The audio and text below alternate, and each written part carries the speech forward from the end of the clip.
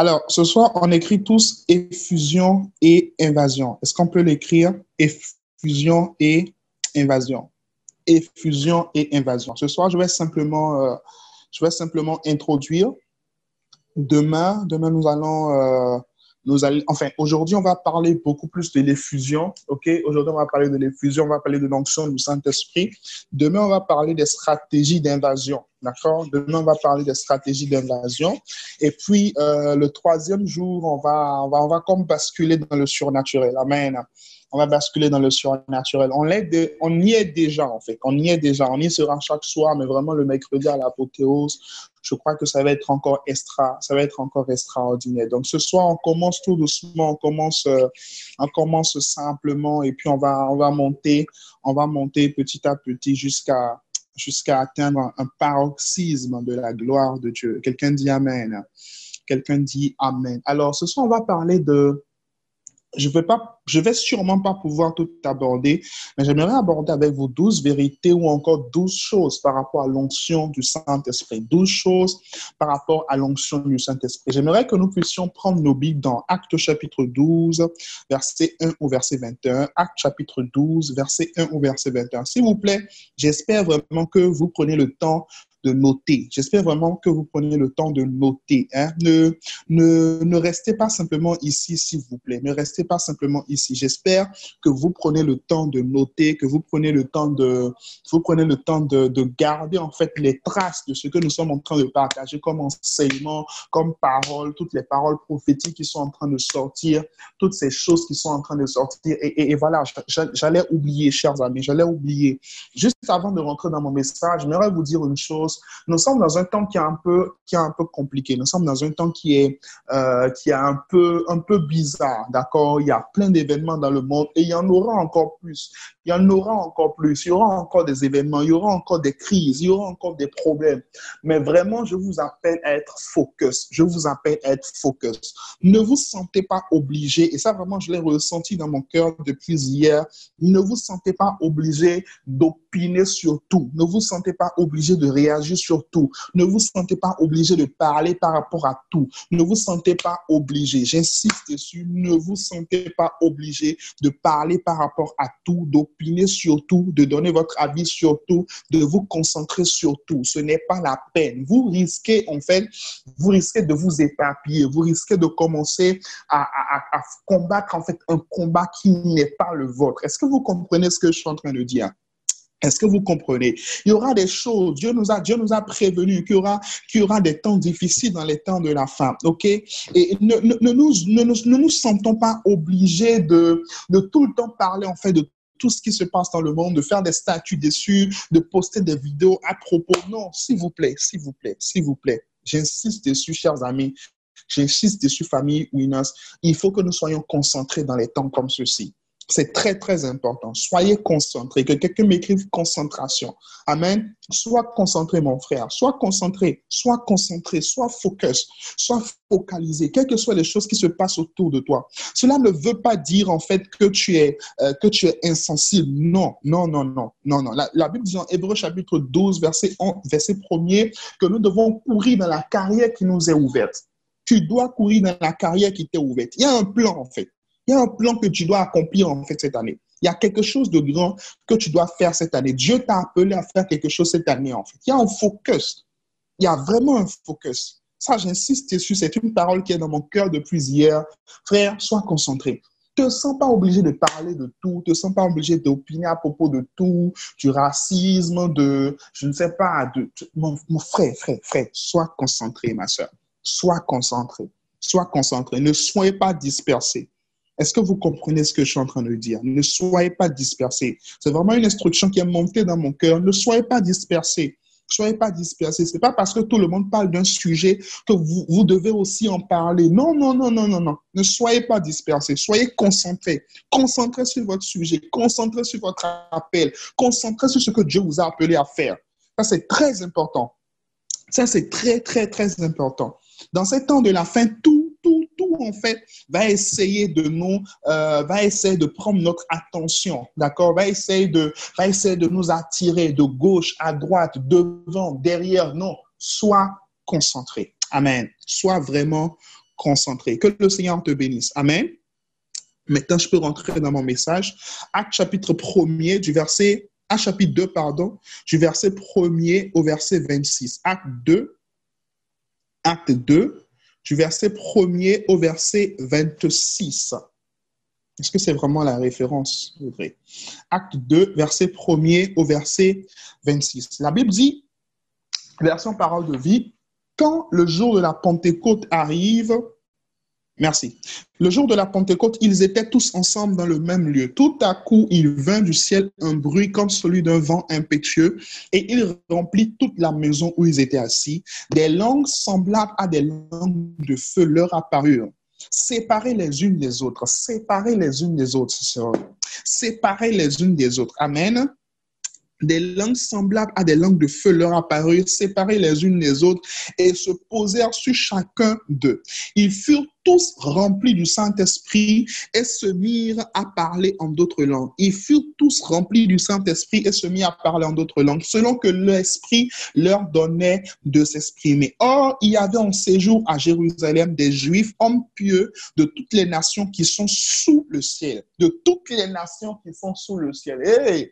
Shaborobo Satan, de toutes les nations. Est-ce que vous lisez? Est-ce que vous lisez? De toutes les nations qui sont sous le ciel. Au bruit qui eut lieu, la multitude accourut et elle fut confondue parce que chacun les entendait parler dans sa propre langue. Ils étaient tous dans l'étonnement et la surprise et ils se disaient les uns aux autres, voici ces gens qui parlent, ne sont-ils pas tous galiléens? Et comment les entendons dans notre propre langue à chacun, dans notre langue maternelle, Parthes, Mèdes, Élamites, ceux qui habitent la Mésopotamie, la Judée, la Cappadoce, le Pont, l'Asie, la Phrygie, la Pamphylie, l'Égypte, le territoire de la Libye, voisine de Cyrène et ceux qui sont venus de Rome, Juifs et proxélytes, crétois et arabes. Comment les entendons-nous parler dans nos langues des merveilles de Dieu? Ils étaient tous dans l'étonnement et ne sachant que penser. Ils disaient les uns aux autres, que veut dire ceci? Mais d'autres se moquaient et disaient, ils sont pleins de vin doux. Alors Pierre se présenta avec les 11, leva la voix et leur parla en ces termes. Hommes juifs, vous tous qui séjournez à Jérusalem, sachez ceci et prêtez l'oreille à mes paroles. Ces gens ne sont pas ivres comme vous le supposez, car c'est la 3e heure du jour. Mais c'est ici ce qui a été dit par le prophète Joël. Dans les derniers jours, dit Dieu, je répandrai de mon esprit sur toute chair. Vos fils et vos filles prophétiseront, vos jeunes gens auront des visions et vos vieillards auront des songes. Oui, sur mes serviteurs et sur mes servants dans ces jours-là, je répandrai de mon esprit et ils prophétiseront. Je ferai paraître des prodiges en haut dans le ciel et des miracles en bas sur la terre, du sang, du feu et une vapeur de fumée. Le soleil se changera en ténèbres et la lune en sang avant l'arrivée du jour du Seigneur, de ce jour grand et glorieux. Alors, quiconque invoquera le nom du Seigneur sera sauvé. Nous disons tous Amen à la parole du Seigneur. Gloire à Dieu. Vous savez, on parle de la Pentecôte et nous sommes dans la saison de la Pentecôte. D'ailleurs, nous sommes aujourd'hui le lundi de Pentecôte, c'est-à-dire le jour qui suit, en d'autres termes, le lendemain de la Pentecôte. Mais il faut comprendre qu'à l'origine, en fait, la Pentecôte n'était pas la fête du Saint-Esprit. Lorsqu'on regarde dans la Bible, on comprend que la Pentecôte, en fait, dans l'origine biblique, la Pentecôte n'était pas la fête du Saint-Esprit. Dans l'Ancien Testament, ce n'était pas la fête du Saint-Esprit, c'était plutôt la fête des moissons. Amen. C'était plutôt la fête des moissons. Donc, la Pentecôte va se dérouler en fait 50 jours après que Jésus soit monté au ciel. Donc, le jour de la fête des moissons, 50 jours après que Jésus en fait soit monté au ciel, la Pentecôte va avoir lieu. Pourquoi est-ce que le Saint-Esprit choisit justement la fête des moissons ou encore dans Exode 23, verset 16, par exemple, on voit que ce jour était également la fête des prémices. Pourquoi est-ce que le Saint-Esprit, du moins Dieu le Père, choisit justement ce jour-là pour qu'il y ait la première grande effusion du Saint-Esprit et que toutes les personnes, en fait, tous les apôtres, tous les 120 qui étaient dans la chambre haute, soient tous remplis du Saint-Esprit, tout simplement parce que ce jour de la fête des moissons, Dieu voulait moissonner, en fait, Dieu voulait donner les prémices de son Église, Dieu voulait manifester les prémices de son Église. Et c'est justement pour cela que dans le livre des Actes, on parle de l'Église primitive. On parle de l'Église primitive. Pourquoi? Parce que cette église était la première. Elle était les prémices, en fait. Après la crucifixion, la mort et la résurrection de Jésus, cette église a été enfoncée à la chambre haute. Cette église a été enfoncée à la chambre haute. Et en même temps que cette église était enfoncée à la chambre haute, l'apôtre Pierre, en même temps, va donner une prophétie qui est dans le livre de Joël, et il va parler en même temps des derniers jours. Pourquoi est-ce que à la naissance de l'Église primitive, l'apôtre Pierre doit parler des derniers jours? Pourquoi? Parce que à chaque fois qu'on mentionne en fait Dieu dans sa parole, il n'est pas seulement le commencement, mais il est aussi la fin. Il n'est pas seulement alpha, mais il est aussi en fait oméga. Quand il commence quelque chose, c'est qu'il a déjà terminé la chose avant même de la commencer. Voilà pourquoi déjà au niveau de l'Église primitive, on parle déjà des derniers temps. On parle déjà des derniers jours. On parle déjà des temps dans lesquels nous sommes aujourd'hui. Il dit dans les derniers temps, je répandrai de mon esprit sur toute chair. Et quand nous parlons en fait des derniers temps, beaucoup plus aujourd'hui, nous sommes dans cette saison-là, nous sommes dans ce temps-là, nous sommes dans les derniers temps, nous sommes dans les temps où Matthieu chapitre 24, la plupart des signes que Jésus, nous a donnés par rapport à son avènement, la plupart de ces signes-là sont déjà en train de s'accomplir. On voit déjà les guerres, on voit déjà les nations se révolter. Et même par rapport au racisme, par rapport à ces choses qui sont en train de se passer dans le monde, rappelez-vous que Jésus l'a dit qu'une race va se lever contre une autre, un peuple va se lever contre un autre peuple. Donc, en fait, toutes ces choses qui sont en train de se passer dans le monde, ces nations qui sont en train de s'écrouler, ces systèmes qui sont en train de s'écrouler, sont en réalité les signes des temps de la fin. Nous sommes en train d'arriver dans les signes des temps de la fin. Nous sommes en train d'arriver dans les derniers jours. Nous sommes en train d'arriver en fait dans les dernières saisons, dans les dernières années qui vont précéder le retour de Jésus. Amen. Et c'est très important de comprendre cela. Maintenant, le truc aussi, c'est que de manière parallèle, ou du moins parallèlement à ces temps de la fin, parallèlement à ces derniers jours également, où l'ennemi, où il y aura beaucoup de problèmes, il y aura beaucoup de tensions sur la terre, parallèlement à cet agenda, en fait, Dieu aussi a son agenda par rapport à son Église. Dieu a prévu quelque chose d'exceptionnel pour toi et pour moi dans ces temps-ci. Dieu a prévu une dimension de son esprit, en fait, que nous n'avions encore jamais vue jusqu'ici. Mais pour pouvoir comprendre cette dimension de l'esprit, il faut que nous puissions nous référer, en fait, à la première, à l'Église primitive, à la dimension de l'esprit que l'Église primitive a vécue. Parce qu'on ne comprend pas la fin d'une chose si on n'a pas compris le commencement. Est-ce que vous comprenez ce que je dis?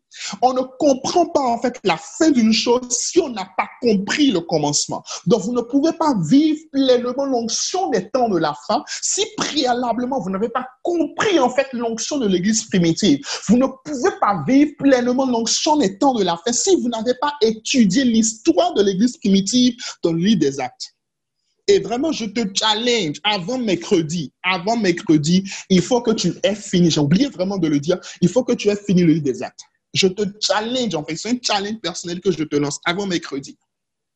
Gloire à Dieu, avant mercredi, il faut que tu aies médité ce livre, il faut que tu aies lu, il faut que tu aies traversé, il faut que tu aies checké en fait ce livre. Parce que tu ne peux pas comprendre le mouvement des temps de la fin si tu ne comprends pas d'abord, si tu ne médites pas d'abord le mouvement dans l'Église primitive. Alléluia.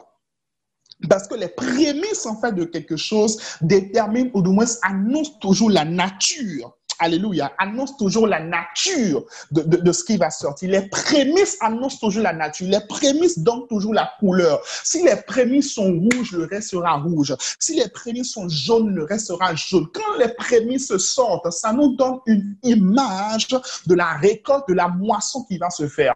Dans la Pentecôte, il y a eu la fête des prémices, il y a eu l'église primitive, il y a eu l'église prémice qui nous donne une image, une représentation de ce que sera l'église des temps de la fin. Donc, c'est important pour pouvoir vivre pleinement l'effusion des temps de la fin, de comprendre l'effusion dans l'église primitive. Est-ce que vous comprenez ce que je dis? Gloire à Dieu. Est-ce que vous comprenez ce que je dis? Si vous n'étudiez pas, si vous ne comprenez pas, en fait, l'effusion de l'église primitive, vous ne pourrez pas saisir ou encore vivre pleinement, en fait, ce que Dieu veut faire dans les temps de la fin. Vous ne pourrez pas le vivre pleinement. Voilà pourquoi il faut comprendre. Voilà pourquoi il faut étudier. Il faut voir comment Dieu a marché avec les apôtres. Il faut voir comment le Saint-Esprit a opéré avec les apôtres. Dans quelle dimension, en fait, est-ce que le Saint-Esprit a opéré avec les apôtres? Maintenant, j'aimerais dire une chose aussi qui est très importante. Généralement, quand nous prêchons la Pentecôte, nous parlons du Saint-Esprit, de l'onction de l'Esprit qui vient sur les apôtres, qui vient revêtir, en fait, l'Église. Mais c'est très important de comprendre également que dans ce passage, on nous dit qu'ils étaient aussi remplis de l'Esprit. Donc, la Pentecôte, ce n'est pas seulement le revêtement de l'Esprit, mais la Pentecôte, c'est aussi la plénitude de l'Esprit. C'était pour la première fois dans la Bible qu'en réalité, plusieurs personnes, 120 personnes automatiquement au même endroit, au même instant, étaient remplies du Saint-Esprit. J'ai fait un peu la recherche dans l'Ancien Testament. J'ai cherché, en fait, je voulais voir qui était rempli du Saint-Esprit dans l'Ancien Testament. Et je me suis rendu compte que cela n'est mentionné que 4 fois. Et pendant ces 4 fois également, ce n'était pas une plénitude totale de l'Esprit, mais c'était soit l'Esprit de sagesse, l'Esprit d'intelligence. Donc, c'était simplement une part de l'Esprit. Donc, maintenant, à la Pentecôte, dans Actes chapitre 2, qu'est-ce qui va se passer? Nous recevons maintenant la plénitude. Quand on parle de plénitude, c'est que ce n'est plus seulement une dimension, ce n'est plus seulement une partie, mais c'est l'Esprit en totalité. Il vient avec sa sagesse, il vient avec son intelligence, il vient avec le conseil divin, il est également l'esprit de force, il est l'esprit de pureté. Tous les 7 attributs de l'esprit qui sont mentionnés dans Ésaïe chapitre 11, versets 1 et 2 sont manifestés pleinement au travers de la Pentecôte. Est-ce que vous comprenez ce que je dis? C'est très important de comprendre ça. Toute la dimension, toute la plénitude de l'esprit, en fait, toute la plénitude de la manifestation de l'esprit, nous y avons accès alors que nous sommes nés de nouveau et que le Saint-Esprit vient siéger en nous. Nous avons la plénitude de l'esprit. En d'autres termes, nous l'avons en totalité. Nous ne l'avons pas en partie. Tu ne l'as pas en partie, tu l'as en totalité. Ça, c'est très important. Tu l'as en totalité. Maintenant, le problème, en fait, c'est quoi? C'est que tu ne pourras pas manifester une chose dont tu n'es pas conscient. C'est ça la chose. Tu ne pourras pas, en fait, l'effusion du Saint-Esprit ne vient pas simplement pour te donner l'onction de puissance, non. L'effusion du Saint-Esprit vient également pour te donner l'esprit de sagesse, pour te donner l'esprit d'intelligence, pour te donner l'esprit de conseil, pour te donner l'esprit de force, pour te donner l'esprit de connaissance et pour te donner l'esprit de la crainte de l'Éternel. Mais le problème, c'est quoi? Tu ne pourras pas manifester toutes ces dimensions de l'esprit si tu n'as pas préalablement conscience qu'il est là. Donc, le problème, ce n'est pas le Saint-Esprit. Le problème, c'est ton niveau de conscience de sa présence. Très important. Est-ce qu'on se comprend ce soir? Est-ce que tout le monde est là? Je veux vraiment que vous puissiez comprendre ce que je suis en train de dire. C'est très important. Est-ce que nous sommes tous là? Donc, la chose à développer, chers amis, la chose que tu dois développer, en fait, c'est quoi? C'est la conscience du Saint-Esprit. C'est la conscience, en fait, de l'Esprit de Dieu en toi. C'est la conscience de son onction, la conscience de sa plénitude, la conscience de sa totalité. Dieu ne nous a pas donné le Saint-Esprit en tant que nouvelle alliance, nouvelle créature. Dieu ne nous a pas donné le Saint-Esprit en partie. Il nous a donné le Saint-Esprit pleinement. Il nous a donné le package. Il t'a tout donné, en fait. Il a tout mis en toi. Il a tout mis en toi. Toi, ton rôle maintenant, c'est d'être conscient, en fait, qu'il est là, d'être conscient de sa sagesse au travers de toi. Imaginez, comment se fait-il, par exemple, que Pierre, qui était un simple pécheur, come on, thank you, Holy Spirit. Pierre qui était un simple pécheur, alléluia. Pierre qui était un simple pécheur, qui n'avait aucune notion de gestion, qui n'avait aucune notion d'organisation. Comment se fait-il que ce Pierre-là va maintenant passer à pasteur de plus de 3000 personnes?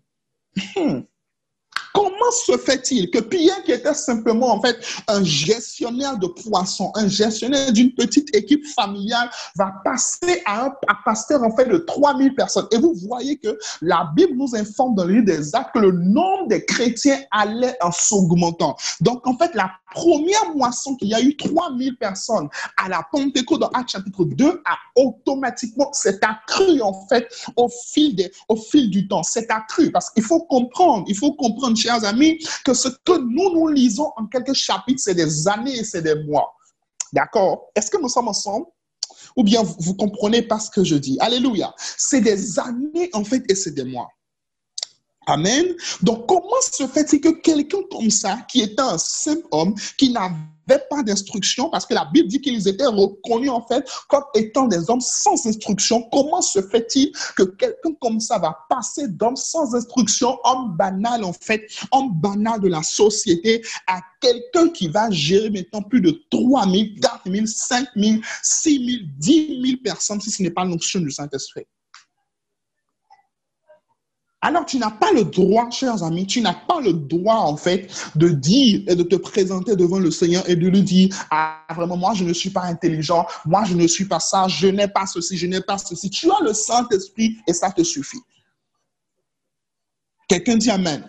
Tu as le Saint-Esprit et cela te suffit. Il met en toi la capacité de pouvoir faire toutes choses. Très important. Il met en toi la capacité de pouvoir faire toutes choses. À toi d'en prendre conscience et à toi, en fait, de le laisser guider ta vie. Très important, chers amis. Très, très important. Si nous perdons de vue, en fait, cette vérité capitale, notre vie chrétienne sera une vie chrétienne banale. Tu as le Saint-Esprit. Tu as le Saint-Esprit, jeune homme. Et il veut que tu puisses vivre cette dimension de lui où il t'enseigne toutes choses. Rappelle-toi que Jésus a dit que le Saint-Esprit nous enseignera toutes choses. Il nous enseignera toutes choses. Je ne sais pas pour vous, mais parfois, moi, dans le travail, pendant que je suis en train de travailler, parfois quand je suis rédacteur web. À un moment donné, en fait, je suis en train d'écrire un article, il est bloqué de partout. J'ai pas assez de contenu, j'ai pas assez de sources. Il suffit juste que je prenne un instant et que je dise, Saint-Esprit, aide-moi. Mon ami, il m'aide. Il m'aide. Parce qu'il maîtrise la rédaction web aussi. Le Saint-Esprit maîtrise ton domaine. Il est capable de t'inspirer les modèles que personne n'a encore vus sur Terre. Come on. Il est capable de t'inspirer les modèles économiques, les modèles de développement web. I don't know what is it, but il est capable de t'inspirer des choses que personne n'a encore jamais vues sur Terre. Il est capable. Il est capable. Si seulement tu peux avoir conscience en fait de lui et lui laisser en fait les rênes, lui laisser le commandement de ta vie, l'effusion du Saint-Esprit que tu as déjà vécu, que tu as reçu le Saint-Esprit qui t'a été donné alors que tu es né de nouveau, alors que tu es baptisé de l'Esprit, il est capable de toutes choses. Il est en lui en fait habite toute la plénitude, c'est-à-dire il est complet. Il n'est pas partiel, il est complet. Quelqu'un dit Amen. Il est complet. Le Saint-Esprit est complet. Il n'est pas partiel. Il ne te manque plus rien. Tu as le Saint-Esprit. Alléluia. Tu as le Saint-Esprit. Et quel que soit ce dont tu as besoin, il faut que tu lui demandes, en fait. Il faut que tu lui demandes. Très, très important, chers amis. Très important. Donc, premièrement, première vérité sous l'onction du Saint-Esprit. Là, je vais parler beaucoup plus du revêtement de l'esprit, d'accord? Je vais parler du revêtement de l'esprit. Première vérité sur le revêtement de l'esprit, c'est que le revêtement de l'esprit ou encore le revêtement de puissance vient pour la première fois avec le signe évident du parler en langue. Vient pour la première fois avec le signe évident du parler en langue. Vient pour la première fois avec le signe évident du parler en langue. J'insiste dessus, pourquoi? Parce qu'aujourd'hui, il y a beaucoup de théories, en fait. Il y a beaucoup de personnes, par exemple, qui disent que l'expérience qui s'est passée dans Actes chapitre 2, qu'en réalité, que cette expérience, ce n'était pas le parler en langue comme nous l'expérimentons aujourd'hui, et qu'en réalité, en fait, c'était autre chose, que les gens se parlaient dans des langues intelligibles. Mais j'aimerais vous montrer deux ou trois choses rapidement. La première chose, c'est que Dieu a permis l'effusion du Saint-Esprit par la nuit. Il a permis en pleine journée. Il a permis en pleine journée. Et l'apôtre Paul pouvait dire qu'ils sont encore, l'apôtre Pierre, pardon, ils sont encore au matin.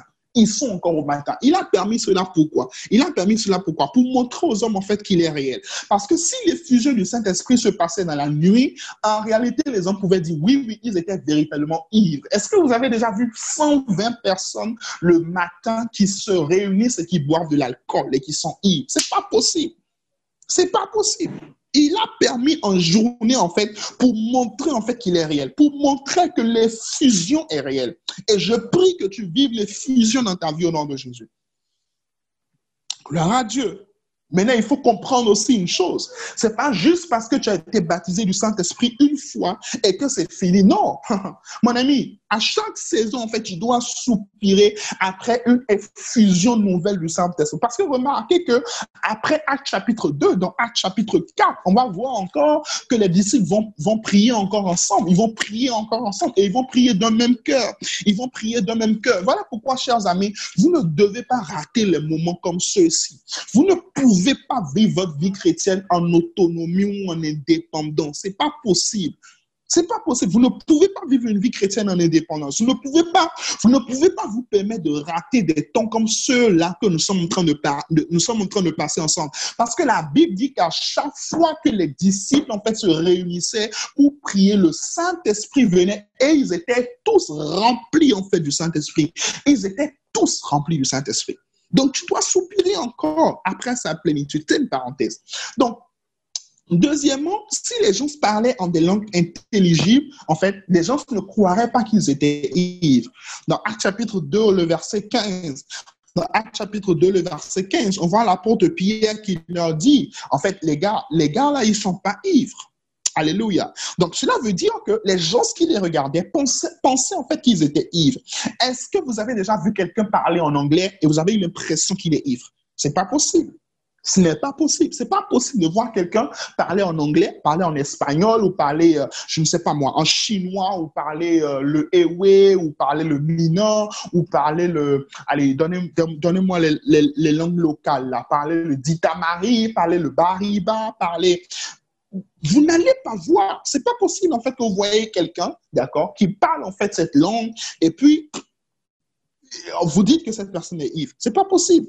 Donc, en réalité, l'expérience de la Pentecôte, l'expérience de la chambre haute était véritablement une expérience surnaturelle. Pourquoi est-ce que j'insiste dessus? Parce que beaucoup de personnes, en fait, sont bloquées dans leur esprit, sont bloquées dans leur relation avec Dieu, simplement parce qu'il y a des virus qui ont été intégrés dans leur système de pensée. Il y a des choses qu'ils n'arrivent pas à concevoir. Il y a des choses, tu es là, tu m'écoutes, il y a des choses, tu recherches le baptême du Saint-Esprit depuis, mais le problème, en fait, c'est que tu n'arrives pas à concevoir cela dans ton esprit. Tu n'arrives pas, tu es bloqué, en fait.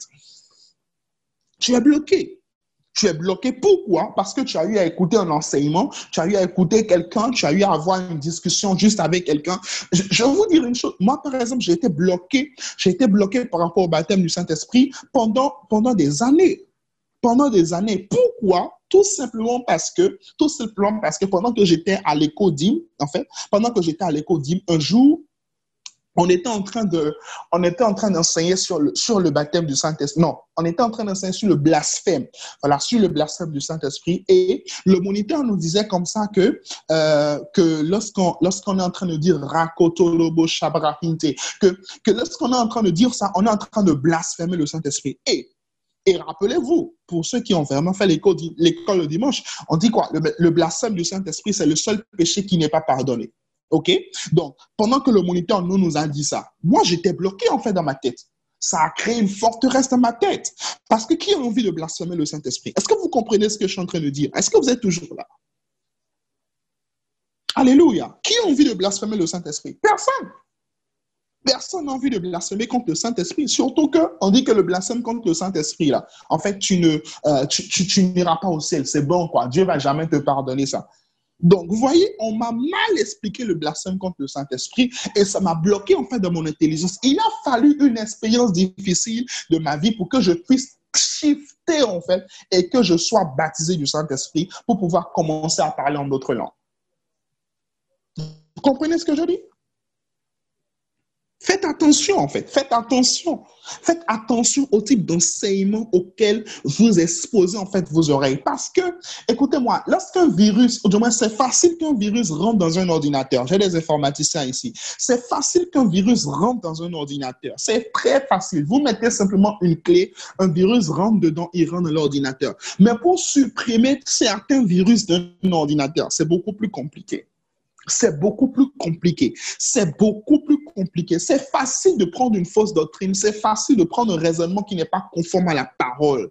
C'est facile. Mais pour pouvoir l'enlever, c'est parfois compliqué, en fait. Voilà pourquoi on vous demande, faites attention.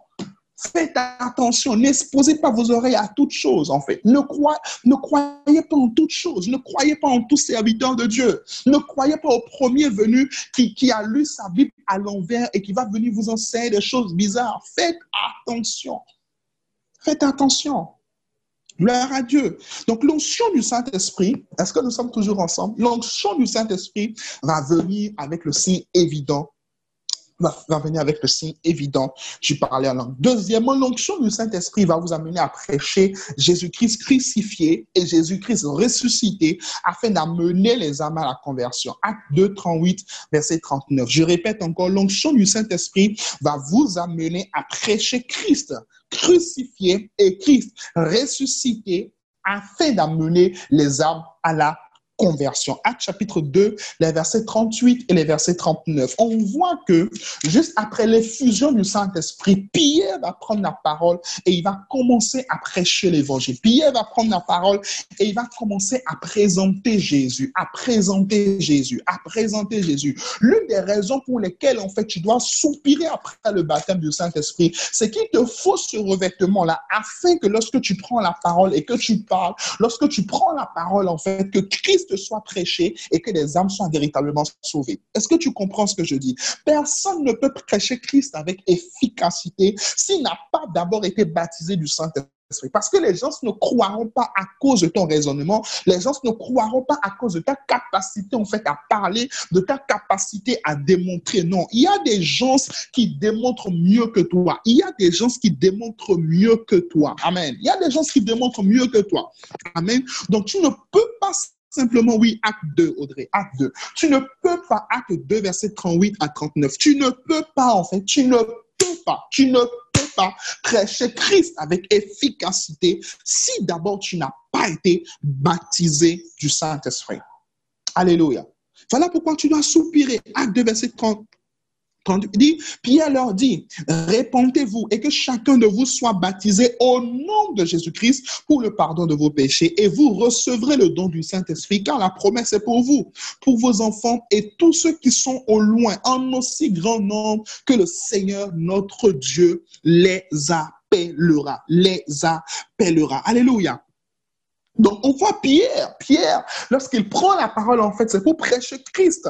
Et ensuite, maintenant, il va déboucher sur la conversion. Il va faire un appel à conversion. Il va faire le premier appel au salut, en fait, de l'Église primitive. Je prie dans le nom de Jésus que tu deviennes un évangéliste entre les mains de Dieu. Que tu commences à prêcher Christ crucifié et ressuscité au nom de Jésus et que tu reçoives la capacité divine d'amener les âmes au salut, de conduire une multitude au salut dans le nom de Jésus. Gloire à Dieu. L'onction vient pour ça. L'effusion du Saint-Esprit vient pour ça. Vient pour ça, en fait. L'effusion ne vient pas pour que nous soyons les stars. Non. Elle vient pour une œuvre. Prêcher Christ. Sa mort, sa crucifixion, pardon, sa mort et sa résurrection. Gloire à Dieu. Amen. On va avancer un tout petit peu, on va prier. Troisièmement, l'onction du Saint-Esprit élimine vos faiblesses. L'onction du Saint-Esprit élimine vos faiblesses. Acte chapitre 2, le verset 14. Vous connaissez très bien Pierre, cet homme qui était peureux, cet homme qui n'arrivait même pas à parler, cet homme qui n'arrivait même pas devant une petite fille, en fait, à prêcher l'évangile, qui n'arrivait pas à assumer qu'il marchait avec Jésus. Regardez ce qui va se passer dans Acte chapitre 2, le verset 14. La Bible dit, alors Pierre, debout avec les 11 apôtres, Pierre, debout avec les 11 apôtres, se mit à dire d'une voix forte. C'est-à-dire, le gars, il criait. Le gars, il faisait quoi? Il criait, sa voix portait. Sa voix portait, en fait. Lorsque l'onction du Saint-Esprit est sur toi, lorsque le Saint-Esprit vient sur toi, il élimine tes faiblesses, en fait. Il élimine tes faiblesses. Tu n'as plus à dire non, je ne peux pas, non, je ne peux pas faire ceci, non, je ne peux pas faire cela, non, je ne me sens pas capable. Non, non, non. Quand le Saint-Esprit te voit, quand le Saint-Esprit te voit en train de dire ça, quand les anges te voient en train de dire ça, il dit, est-ce que ce gars, est-ce que cette sœur, elle prend conscience du paquet qu'elle a reçu? Est-ce qu'elle prend conscience de la plénitude qu'elle a reçue?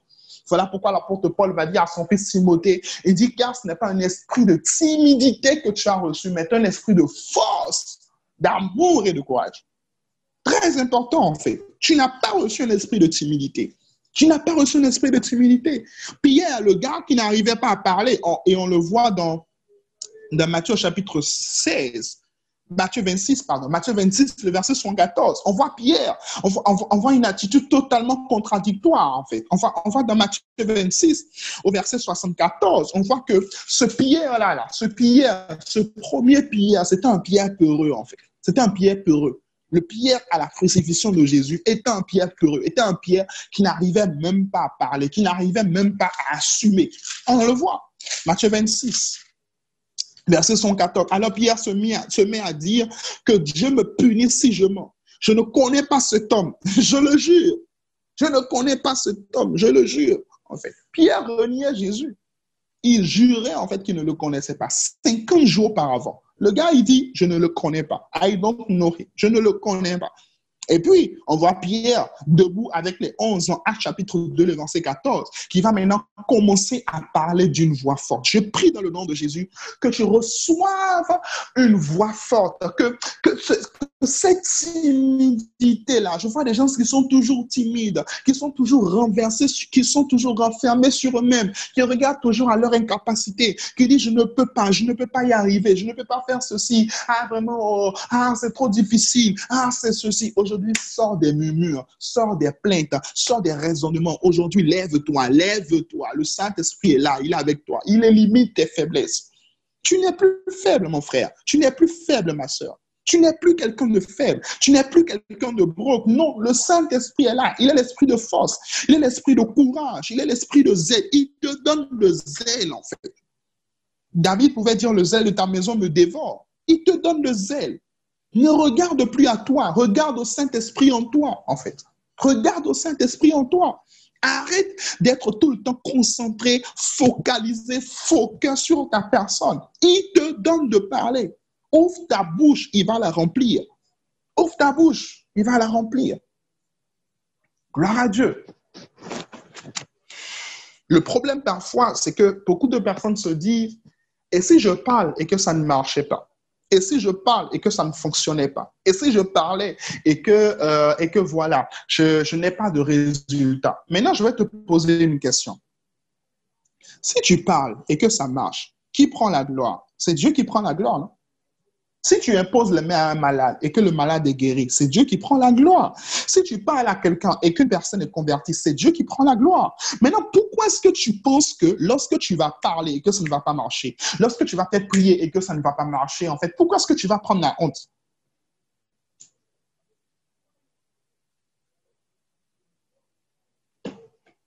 Est-ce que vous comprenez ce que je dis?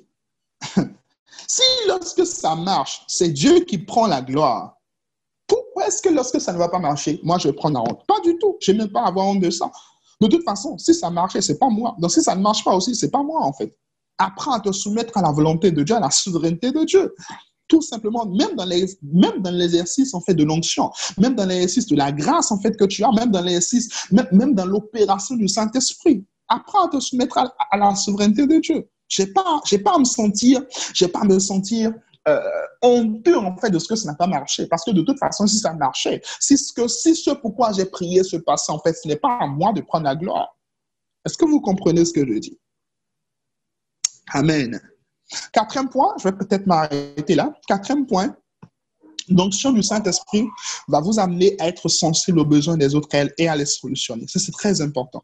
L'onction du Saint-Esprit va vous amener en fait à être sensible aux besoins des autres et à les solutionner. J'insiste dessus, l'onction ne nous est pas donnée pour faire de nous des stars. Très important, non. L'onction, en fait, c'est un peu semblable au treillis, vous voyez, ou encore à la tenue d'un policier, ou encore à la carrure d'un policier, ou encore à l'armure en fait d'un policier. OK? Et on ne donne pas une armure, on ne donne pas un treillis, on ne donne pas un habit en fait à un policier simplement pour qu'il puisse faire le job là avec. Non. On lui donne ça pour qu'il puisse servir. On lui donne ça pour qu'il soit au service en fait des autres. Dans Actes chapitre 3, le verset 1er, on voit un homme qui est là, 1er et 2, on voit un homme qui est assis à la porte qu'on appelle la belle porte. Et à la fin de Actes chapitre 4, on voit que cet homme avait plus de 40 ans. Cela veut dire que cet homme, il était là depuis. Il avait passé des années et des années et des années là. Amen. Probablement même que Pierre et Jean l'ont déjà rencontré une fois. Mais après qu'ils aient été baptisés du Saint-Esprit, dès qu'ils vont le rencontrer, quelque chose d'extraordinaire va se passer. Ils vont se dire, this man, oh, il ne peut pas rester la même personne. Et il ne peut plus être la même personne, en fait. L'onction du Saint-Esprit va t'amener à ouvrir les yeux sur les besoins des autres et à les solutionner. Est-ce que vous comprenez ce que je dis? L'onction du Saint-Esprit va t'amener à devenir une solution pour les personnes qui sont autour de toi. Une solution pour les personnes qui sont dans ton quartier. C'est ça aussi l'évasion.